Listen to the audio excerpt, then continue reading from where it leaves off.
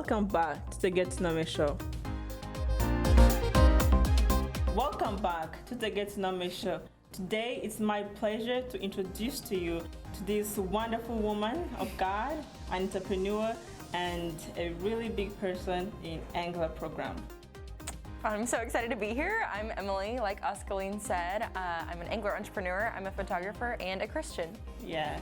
So Emily, for those who don't know who Emily is, who are you?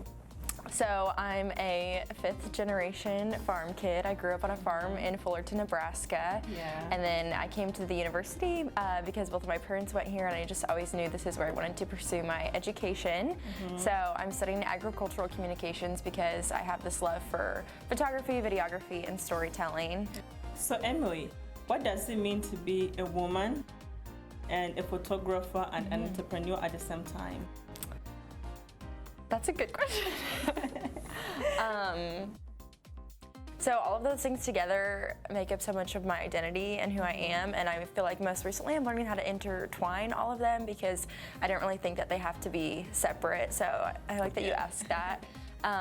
One of my photography professors said that the best way to describe photography is just like capturing a moment with this box, and you use light to capture it with the box. So yeah, I thought that was a really cool concept, and it relates so much to entrepreneurship too, because I feel like as an entrepreneur you have the opportunity to be the light, to make a difference in whatever way you want to, no matter what you're doing. Like I feel like no matter what you're pursuing as an entrepreneur, it always comes back to making a difference in some way, shape, or form.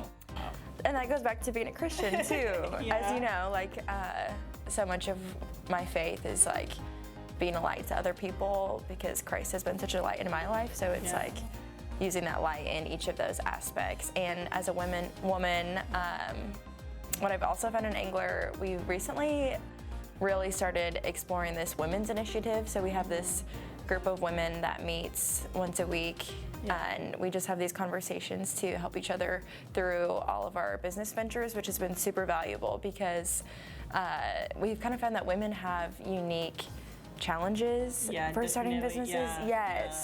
Which is super interesting. So through that, it's been really awesome because women have been able to start their businesses sooner. And I was in entrepreneurship camp, which is kind of a business accelerator that people can go through. It's a course you get credit for to work on your business in Angler. And at the end of the course, my professor asked all of the men and women in the program what they would do differently if they were to do it all over again. And all of the men said, nothing, I'm happy with where it's at. And all of the women said, I wish I would have started sooner. Oh, wow. Yeah. Wow. So Emily, I love that you touched base on the most important thing, like, you know, women, we need to start like earlier, and I feel like it's something I'm taking, personally. And I hope that, other people are gonna, take with them who are like listening. And so I feel like some people don't know anything about Angler. What is Angler, Yeah, so Angler is a minor within the University of Nebraska-Lincoln. So we do offer courses and people can take it to have it as a minor, but I think the best way to describe Angler is as a community of people, just because we are also involved in the Lincoln community and beyond in the state of Nebraska. We're really working to get involved with high school students and people who have graduated college and are looking to start a business. So ultimately, the mission of Angler is to embolden people on the courageous pursuit of their purpose through the art and practice of entrepreneurship. Wow, I like that. Like, so if someone is listening and they want to be entrepreneurs and they go to UNF, what would you say is the first step that they maybe want to take? Yes, so they can go to angler.unl.edu and there's contact information there. They can also find us on social media. On Instagram, it's at angler_UNL. So there's ways they can message us there to set up a meeting or to enroll in courses. We do have 1 credit module courses that are typically like 4 weeks long, which is awesome because you get and you get to experience it in a short time. But I would say the biggest thing for people listening is to know that even if owning your own business doesn't sound like something you're interested in, I still think it's super valuable if you want to have the mindset of an entrepreneur, because ultimately it's the idea of getting out of your comfort zone and having those skills to take into a different workplace And for me, I used to think that creativity wasn't something that fit into business, Yeah. but obviously it does because here I am. Yeah. So, yeah.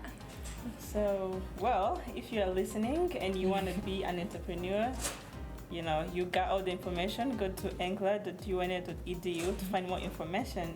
And so I feel like I can ask one more question on behalf of those people who want to be entrepreneurs.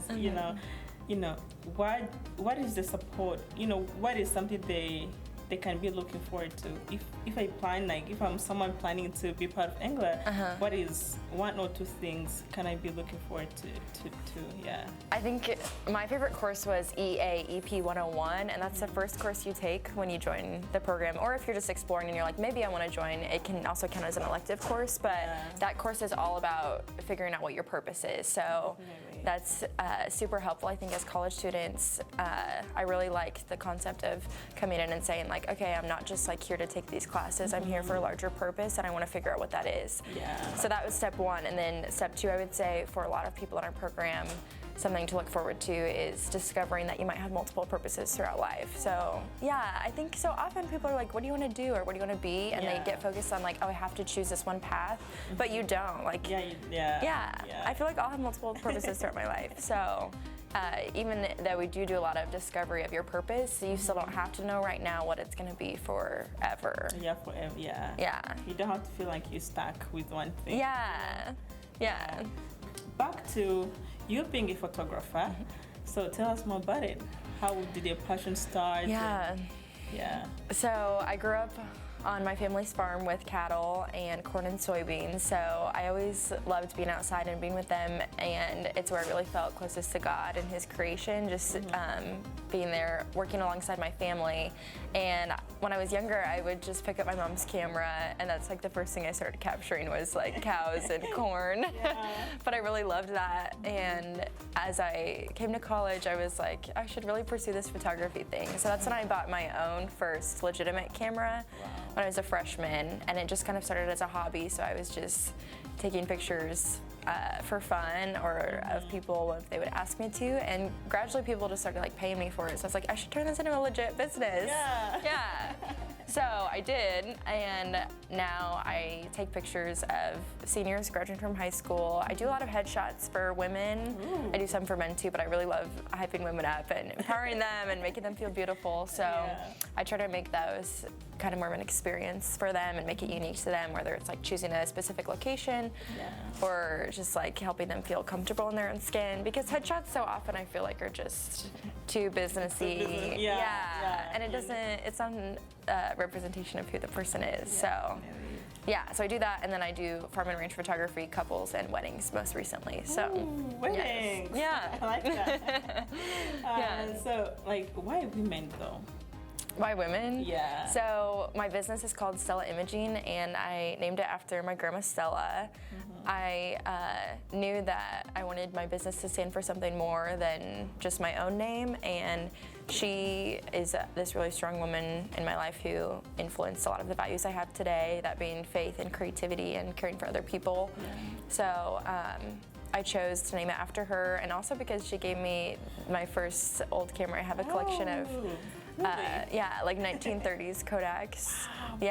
So I just was like, one day I looked at this camera and I was like, I should name this business Stella. So a lot of what I do in my business, I modeled like after her and my relationship with her. So I really love to be able to empower women because of this woman who empowered me. That is so beautiful. Thank you. So Emily, tell us about maybe 2 fun facts about you. Okay. I would say fun fact number 1 is that I really love to bake. So I say if I ever did a different business or when I'm older and retired, I would love to own a bakery, like to like cookies, cakes, pies, and I also like to eat them. I have a really big sweet tooth, so it's a good combo to make them and then eat them. Do you like to bake? I do. I don't know how to bake. Okay.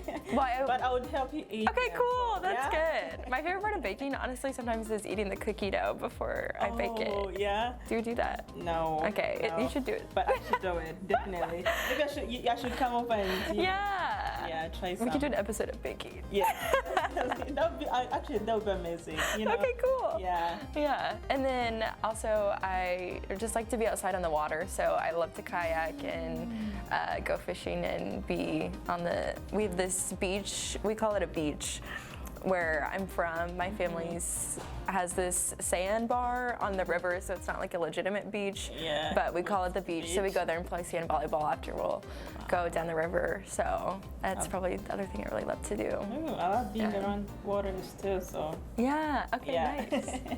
So who is actually Emily besides being an entrepreneur and everything? Who is Emily? Yeah. So I feel like the most time I spend is always with other people when I'm not doing that. Like I love to be around people. I don't think I could ever live alone. So I am always hanging out with friends or family. I just started as a mentor for the Big Brothers Big Sisters program in Lincoln. So I have a little sister who's 6 that I get to hang out with. So that's fun to have kiddos to hang out with. Yeah. I also have a niece, so I love to hang out with her too. She's only one, but yeah, so I like to be around kids, and yeah, I feel like that's what I spend most of my time doing, is hanging out with other people. That's sweet. That's sweet. Nieces are always the best, and little babies. Yeah. They're the sweetest, actually. Yeah. So, as a senior who's planning to graduate soon, do you know your next steps in life, or what are you going to be doing next? Yes, still trying to figure that out, but right now I know I'll be pursuing my photography business through whatever I do, so that'll be something I really want to have through the rest of my life. I know whether it is full-time or part-time, but for now I think it's going to be something I keep on the side just so I can explore some other options. So right now I'm thinking I work for the Angler program also. I have the minor, but I also work for them and do communication. So I'm going to most likely do that after I graduate full time. So looking forward to being involved in that community. But part of me wants to take the summer off to do something like work at a coffee shop or something. Yeah, do something different. Just because I also love coffee, and I was like, I should do something for fun. Yeah. But we'll see. That's what I'm thinking right now. And then I do think about going back to my family's farm in the future, just because it's a place that I have so much peace, and I really love being outside with animals and my family there. So yeah, and it's a really good place. Like when I go home to my family's farm, I just love to sit on our front porch, and my mom has these white wooden rocking chairs, and that's where I usually like read and journal. So there's a lot of elements of being home that I love besides just like working on the farm. So yeah. Sweet. That is so sweet. Oh my gosh. So if you could tell someone who is studying their college, or they're like in the middle of their college life, what is one thing you wish you knew and you can tell them? One thing I wish I knew that I would tell other people in college right now is to not listen to outside voices or like the noise of what you have to do or what you have to be. I really think you just have to be selfish sometimes. That's what I wish I would tell myself, I think. And I feel like you're a very caring person, so you might relate to this too, but when you care so much for other people, like sometimes you forget that it's important to do things for yourself, and to choose the path that's right for you. So I think just like sticking with what you know is right and trusting your gut and your heart to go down that path, I think is what I would say. And that plays into entrepreneurship and not entrepreneurship as well. Like if you're an entrepreneur and you have this idea but you're afraid, I just think you have to jump in and start it. I don't think you should wait. Ooh, don't wait. Yes. That's a good one. So thank you so much, Emily, for being with us today. It's been a pleasure getting to know you. And yeah, thank you so much. Thanks for having me. Yeah. This was fun. Cool. Thank you so much for watching. Make sure you like, subscribe to our channel, and share with your friends. See you next time. Bye. Thank you. Oh my gosh. Thank you so much. I'm sorry. I just ruined it for you. I feel like, okay.